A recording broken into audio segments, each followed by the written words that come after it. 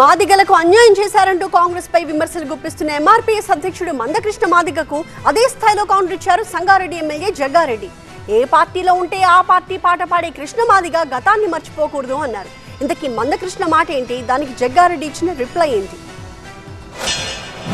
ఉమ్మడి వరంగల్ జిల్లా బిడ్డగా నేను చెప్తున్నాను కూడా, మీ దృష్టికి నేను తీసుకొస్తున్నాను. నేను కాంగ్రెస్లో ఉండబడే నా మాదిగ బిడ్డలారా, మాదిగ నాయకులారా, ఇప్పుడు కాంగ్రెస్ కాడ ఎంపీ టిక్కెట్ మాదిగలకు వచ్చే సమయంలో మాదిగల నోటికాడు కూడు తీసుకున్నది, గుంజుకున్నది కడియం సారే. కాంగ్రెస్ పార్టీలో ఉన్న ఏ మాదిగ నాయకులు కాంగ్రెస్ పార్టీ అభ్యర్థి ప్రచారం కోసం ఎవరు బయటికి రావద్దని విజ్ఞప్తి చేస్తున్నా. అట్లయితే మాదిగల సొంత జాతికే మీరు అన్యాయం చేసిన అవుతారు, మోసం చేసిన అవుతారని కూడా గుర్తు చేస్తున్నాను. మందకృష్ణ మాదిగ న్యూట్రల్గా ఉంటేనేమో ఒక ఆన్సర్ వస్తుంది. సరే, బీజేపీ బౌండరీలో ఉండి మాట్లాడితేనేమో ఇంకో తీరు ఉంటుంది. మాదిగలు అంటే కాంగ్రెస్ పార్టీ, కాంగ్రెస్ అంటేనే మాదిగల పార్టీ. అసలు ఏబిసిడి వర్గీకరణ కమిషన్ వేసింది ఎవరు? ఆ రోజు సోనియా గాంధీ గారు. కాంగ్రెస్ పార్టీని అనేక సందర్భాల్లో ఇదే కృష్ణ మాదిగ కాంగ్రెస్ పార్టీ సోనియా గాంధీ షబ్బాష్ అన్న రోజులు కూడా ఉన్నాయి.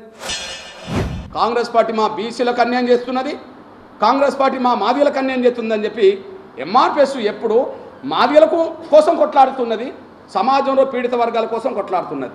ఊరుకు ఒక్క ఓటర్ లేని బైన్లకు టిక్కెట్ ఇస్తే ప్రతి ఊర్లో వందల సంఖ్యలో వేల సంఖ్యలో మాదిగలకు టిక్కెట్ రాకపోవడం ద్రోహం కాదా? 25% ఉండబడే మాలలకు 2 టిక్కెట్లు ఇస్తే, పెద్దపల్లి నాగర్ కర్నూలు 2 టిక్కెట్లు ఇస్తే 70% ఉండబడే మాదిగలకు 2 టిక్కెట్లు రావడం న్యాయం కాదా? ఉమ్మడి రాష్ట్రంలో దామోదర్ రాజనరసింహ గారిని డిప్యూటీ సీఎం అయితే కాంగ్రెస్ పార్టీ కదా చేసింది. మీనా కుమార్ గారు ఎవరు? లోక్సభ స్పీకర్ కదా. దయచేసి బీజేపీకి లాభం చేకూర్చడానికి మాదిగలను డైవర్షన్ చేసే ప్రక్రియలో పని చేయొద్దు అని మాదిగ గారికి సూచిస్తున్నాం.